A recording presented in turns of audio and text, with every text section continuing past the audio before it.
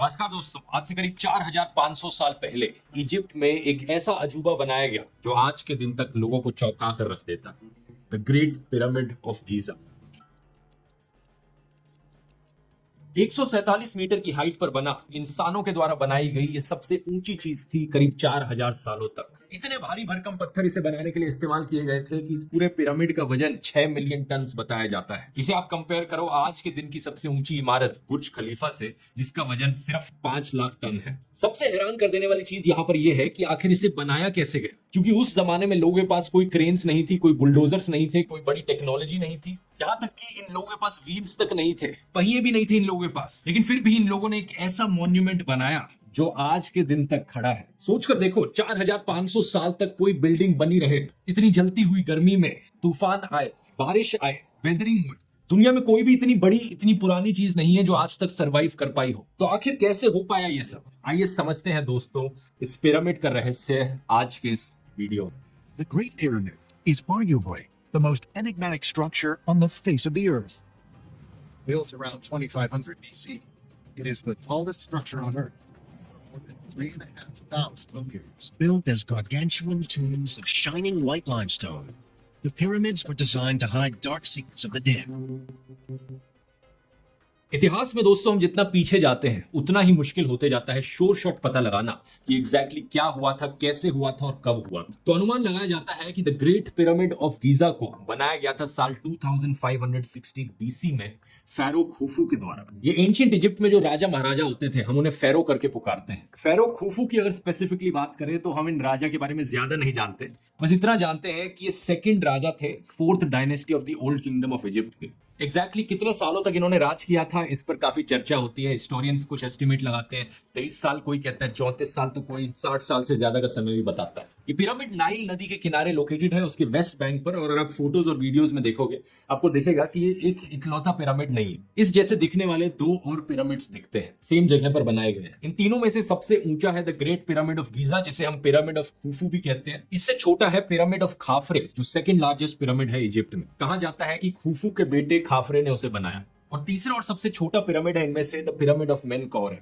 बताया जाता है खाफरे के बेटे ने बनाया। उस जमाने में बनाए गए ये इकलौते मॉन्यूमेंट्स नहीं है, इसके अलावा है द ग्रेट स्फिंक्स, कई और बरियल टूम्स, कई और छोटे पिरामिड्स। टोटल में बताया जाता है 118 पिरामिड्स हैं, अलग अलग शेप्स और साइजेस के। इनमें से कई पिरामिड्स टूटकर वेदरिंग की वजह से मलबा हो चुके हैं, बहुत कम अच्छी कंडीशंस में बचे हैं। और शायद सबसे अच्छे वेल प्रिजर्व्ड यही 3 पिरामिड्स हैं, specially the great pyramid of Giza. क्या कारण था इन्हें बनाने के पीछे? वही कारण जो बहुत से और एंशिएंट मॉन्यूमेंट्स को बनाने के पीछे कारण था। इन्हें एक मकबरे के तौर पर बनाया गया था, ये एक टूम है। इनके फेरोस को यहाँ पर दफनाया गया है पिरामिड के अंदर। बात क्या है दोस्तों, एंशिएंट इजिप्शियंस आफ्टर लाइफ में विश्वास रखते थे।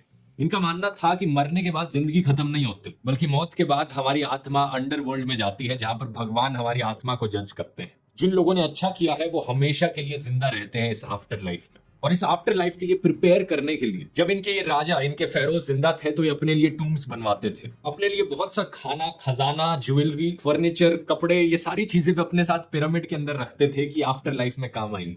तो इनके मरने के बाद इनकी बॉडीज को ममीफाई किया जाता था और वुडन या स्टोन कॉफिन्स में दफनाकर रख दिया जाता था। अब आप पूछोगे कि ये हमें कैसे पता चला कि पिरामिड को इन्हीं चीजों के लिए यूज किया जाता था?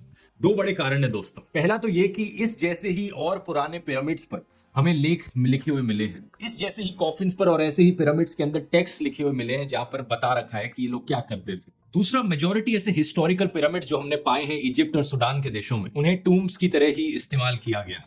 लेकिन क्योंकि specifically great pyramid of Giza के अंदर अपने अंदर इस पिरामिड के कोई सब्सटैंशियल एविडेंस नहीं मिला इन चीजों का, तो लोग अपनी ऑल्टरनेटिव थ्योरीज बनाते हैं। इस ग्रेट पिरामिड के अंदर जब आर्कियोलॉजिस्ट गए तो उन्हें सिर्फ 3 रेलिक्स मिले और एक खाली कॉफिन मिला। ये ताबूत माना जाता है कि खुफू का था और बाकी और जो खजाना और ज्वेलरी इसके आसपास होनी चाहिए थी, अज्यूम किया जाता है कि इतने सालों में कोई उसे लूट कर लेकर चला गया। तो जो लोग इससे डिसएग्री करते हैं उनकी ऑल्टरनेटिव थ्योरीज बड़ी ही अजीबोगरीब है। एक बड़ी पॉपुलर थ्योरी जो सुनने में आती है वो ये है कि ये ग्रेट पिरामिड एक पावर प्लांट था जिससे बिजली जनरेट हो सकती थी। जो लोग इसमें मानते हैं वो कहते हैं कि एंशिएंट इजिप्शियन लोग बड़े ही टेक्नोलॉजिकली एडवांस थे, वो ऑलरेडी बिजली बनाना सीख चुके थे। इस थ्योरी के एविडेंस के तौर पर क्या बताया जाता है, कुछ पुराने जमाने के इनके आर्ट वर्क्स दिखाए जाते हैं। इनके पुराने टेम्पल्स की दीवारों पर कुछ इस तरीके के आर्ट वर्क्स पाए गए हैं जिसे कुछ लोग देखकर कंक्लूड करते हैं कि यहाँ पर एक लाइट बल्ब बना रखा है इन्होंने। तो लाइट बल्ब इन लोगों ने पहले ही इन्वेंट कर लिया था और पता नहीं उसके बाद क्या हुआ इसका। मैंने बार बार बताया कि ऐसी कंस्पिरेसी थ्योरीज तब बनाई जाती हैं जब सब्सटैंशियल एविडेंस किसी चीज को लेकर नहीं होता, लेकिन ये कंस्पिरेसी थ्योरीज अक्सर इतनी अजीबोगरीब होती हैं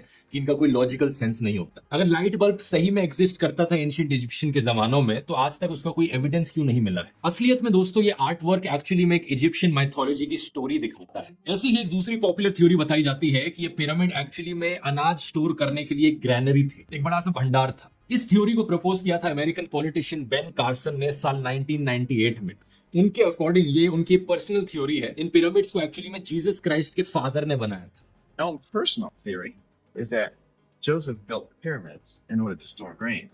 Now, all the archaeologists think they were made for the pharaoh's grave. अब यहाँ पर आप देख सकते हो दोस्तों दूसरा बड़ा कारण कंस्पिरेसी थ्योरीज बनाने के पीछे, जो कि है पॉलिटिशियंस के द्वारा रिलीजियस अपीजमेंट। तो एनीवेज ये चीज काफी क्लियर है, आज के दिन हिस्टोरियंस एक दूसरे से सहमत है इस बात पर कि ग्रेट पिरामिड ऑफ गीजा को एक मकबरे के तौर पर बनाया गया था। उस समय पर लोगों का मानना था कि जितना आलिशान मकबरा होगा, जितना ज्यादा हम खजाना रखेंगे, खाने के लिए चीजें रखेंगे, उतनी ही ज्यादा अच्छी बीतेगी हमारे राजा की आफ्टर लाइफ। लेकिन अब आते हैं सबसे बड़े सवाल पर, इन पिरामिड्स को एक्चुअली में बनाया कैसे गया? सही मायनों में देखा जाए तो यही एक्चुअली में दोस्तों सबसे मिस्टीरियस चीज है इन पिरामिड्स के बारे में। उस जमाने के लोगों ने कैसे यहाँ पर 137 मीटर ऊंची इमारत खड़ी कर दी, जिसे इतने बड़े बड़े पत्थरों से बनाया गया है कि इन पत्थरों का अपने आप में वजन 2.5 टन से लेकर 80 टन के बीच में है। हर पत्थर को इतने बारीक तरीके से काटा गया है, इवनली काटा गया है, जब कोई काटने के लिए टूल तक मौजूद नहीं था। फिर इन पत्थरों को एक के ऊपर एक लगाकर कैसे रखा गया, जब ये लोग पहियों का भी नहीं इस्तेमाल कर रहे थे। और ये सब इन्होंने कर दिखाया 20 सालों के अंदर अंदर। 20 साल ही दोस्तों टाइम स्पैन बताया जाता है जितना समय लगा इस ग्रेट पिरामिड ऑफ गीजा को बनाने में। तो कई थ्योरीज बताई जाती है इसको लेकर, और इस बारे में कंस्पिरेसी थ्योरीज की बात नहीं करूंगा जो बहुत ही अजीबोगरीब है। लेकिन इन थ्योरीज की बात करने से पहले एक बड़े मिसकंसेप्शन को देखते हैं जो लोगों के मन में होता है इन पिरामिड्स को लेकर। फिल्मों में अक्सर दिखाया जाता है कि इन पिरामिड्स को बनाते वक्त स्लेव लेबर का इस्तेमाल किया गया था। बड़े ही गरीब सर्वेंट्स यहाँ पर मजबूरी में काम करने लग रहे थे दिन रात, जिनके जो बॉस होते थे उन्हें रस्सियों से मारते थे, हंटर से पिटाई करते थे उनकी। याद है ना किसी फिल्म में आपने ये जरूर देखा होगा। काफी समय तक लोगों को लगता था कि ऐसे ही स्लेव्स ने इन पिरामिड्स को बनाया है। एक 5th सेंचुरी बीसी में रहने वाले ग्रीक हिस्टोरियन थे हेरोडोटस करके, उन्होंने ही पहले इस थ्योरी को सजेस्ट किया था कि स्लेव्स ने इन पिरामिड्स को बनाया। लेकिन आज के दिन हम जानते हैं कि एक्चुअली में ऐसा बिल्कुल भी नहीं था। जो लोग इस पिरामिड को बनाने के लिए काम कर रहे थे वो हाईली स्किल्ड लेबर्स थे। उनको भूखा रख के मारा पीटा नहीं जाता था, बल्कि उन्हें अच्छे से खाना खिलाया जाता था।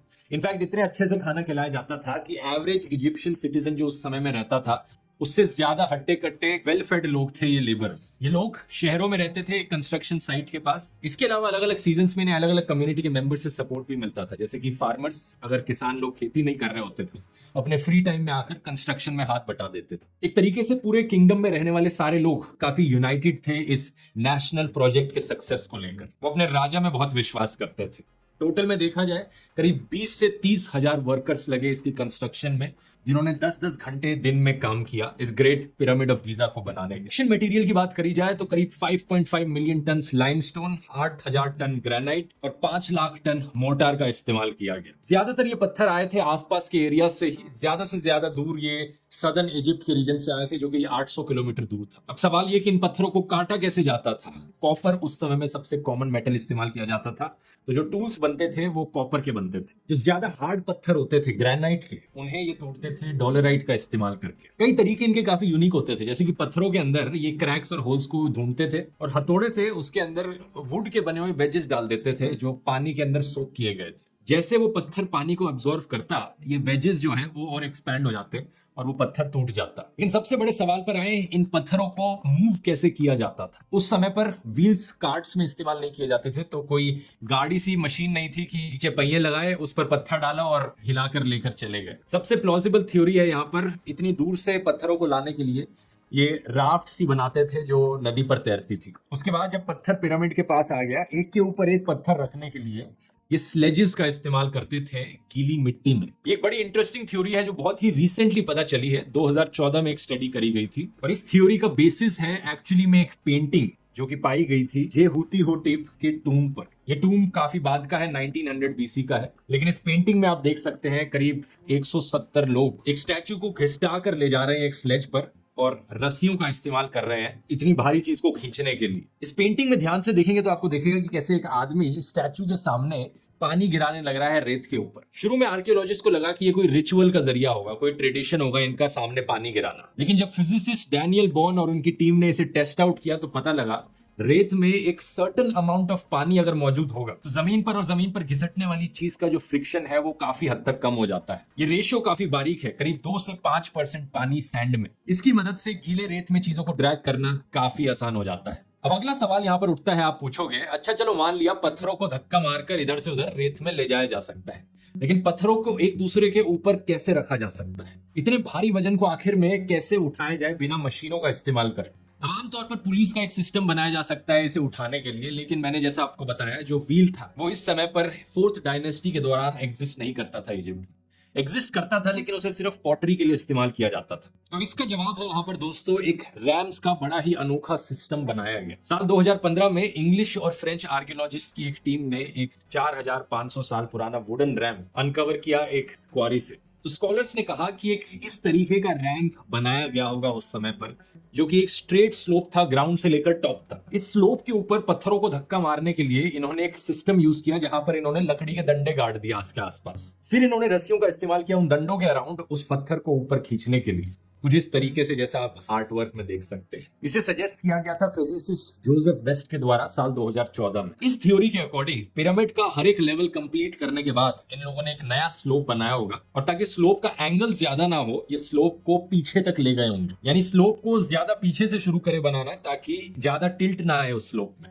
इसके अलावा एक दूसरी थ्योरी कहती है कि इन्होंने एक लीवर्स का सिस्टम इस्तेमाल किया होगा पत्थरों को एक के ऊपर एक रखने के लिए। ड्राइंग्स में देखिए किस तरीके से काम करता है। बेसिकली एक मिडिल पॉइंट ले लिया, इसकी हाइट थोड़ी सी ज्यादा हो, उसके ऊपर एक डंडा लगाया और डंडे की दूसरी तरफ कुछ वजन डाला और उसको फिर घुमाकर ऊपर प्लेस कर दिया। स्कॉलर्स का मानना है कि ऐसा ही एक सिमिलर सिस्टम जिसका नाम इन्होंने दिया है शैडो, इजिप्ट में एग्जिस्ट करता था हजारों सालों से। इस मैकेनिज्म का ये लोग पानी निकालने के लिए भी इस्तेमाल करते थे नाइल नदी से, अपने खेतों को इरिगेट करने के लिए। ये दोनों थ्योरी सुनने में काफी अच्छी लगती हैं, लेकिन प्रॉब्लम आ जाती है यहाँ पर कंस्ट्रक्शन टाइम। हम जानते हैं कि पिरामिड्स को 20 सालों के अंदर अंदर कंप्लीट किया गया था।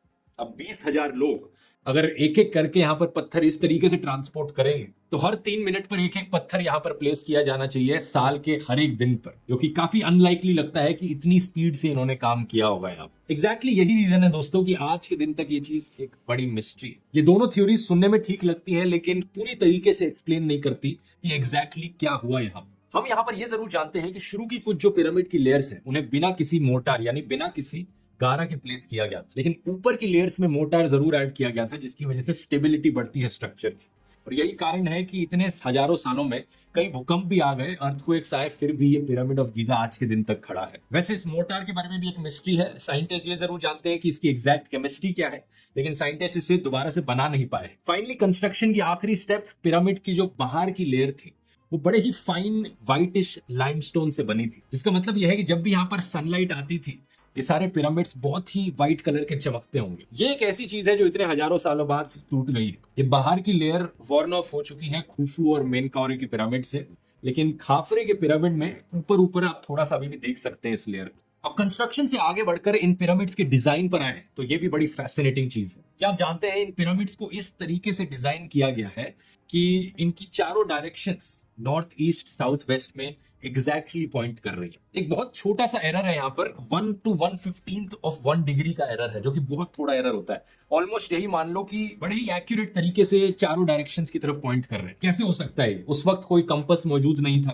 कोई मॉडर्न टेक्नोलॉजी नहीं थी, जीपीएस टेक्नोलॉजी नहीं थी। तो एक बार फिर से रिसर्चर्स ने अपनी थ्योरेटिकल एक्सप्लेनेशंस देने की कोशिश करी है कि इजिप्शियंस ने इतना हाई लेवल ऑफ प्रिसिशन कैसे अचीव किया। एक पॉपुलर थ्योरी इसको लेकर बताई जाती है ऑटम इक्विनॉक्स की, जब धरती का टिल्ट इस तरीके से हो जाता है कि दिन और रात एग्जैक्टली इक्वल होते हैं। जमीन पर पड़ने वाली शैडो बिल्कुल स्ट्रेट लाइन में होती है ईस्ट और वेस्ट डायरेक्शन की। अगर इजिप्शियंस ने इस तरीके का इस्तेमाल किया था तो जो डिग्री ऑफ एरर उनकी कैलकुलेशंस में आया था वही डिग्री ऑफ एरर इस शैडो में भी मौजूद होता है जब ऑटम इक्विनॉक्स होता है। तो दूसरी थ्योरी यहाँ पर बताई जाती है कॉन्स्टेलेशंस को लेकर।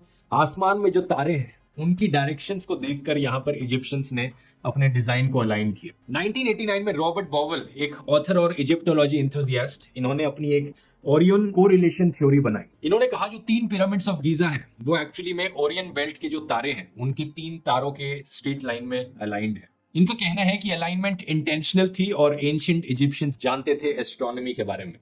वो तारों को रात में ट्रैक करते थे और उन्हें स्टडी करते थे। उसके अकॉर्डिंग वो कुछ अपने क्रॉप्स को भी सर्टेन अलग अलग टाइम्स पे हार्वेस्ट करते थे। हिस्टोरियंस का मानना है कि एक फ्रिंज थ्योरी है। फ्रिंज का मतलब जो भी मेन स्ट्रीम नहीं है। कुछ पॉइंट्स जो इस थ्योरी के खिलाफ दिए जाते हैं कि तीनों पिरामिड्स एक टाइम पर प्लान नहीं किए गए थे, ना ही एक टाइम पर बनाए गए थे।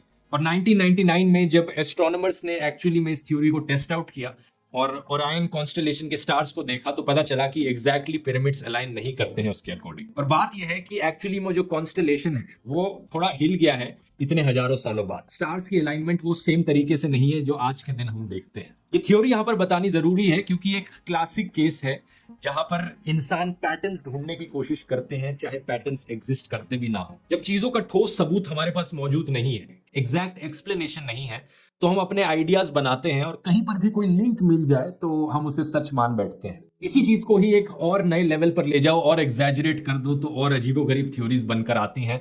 लोग कहते हैं कि एलियंस ने इन पिरामिड्स को बनाया है क्योंकि ये पॉसिबल ही नहीं है कि इंसानों ने ये किया होगा। मेरी राय में ऐसी अजीबोगरीब थ्योरी साइंटिफिक थिंकिंग के खिलाफ जाती है। ये एक शॉर्टकट तरीका है बस किसी तरीके से कुछ सोल्यूशन निकालने का जब हमें सोल्यूशन मिल नहीं रहा है। तो बेहतर ये है कि हम एक्नॉलेज करें कि ये चीजें हमें पता है और जो चीजें नहीं पता हमें उन्हें हम क्लियरली सामने रखें ताकि आगे आने वाली पीढ़ियां, आगे आने वाले आर्कियोलॉजिस्ट, हिस्टोरियंस इस चीज में रिसर्च कर पाए और कोई कंप्लीट सोल्यूशन और एक्सप्लेनेशन यहाँ पर दे पाए इन मिस्ट्रीज को लेकर। बहुत बहुत धन्यवाद।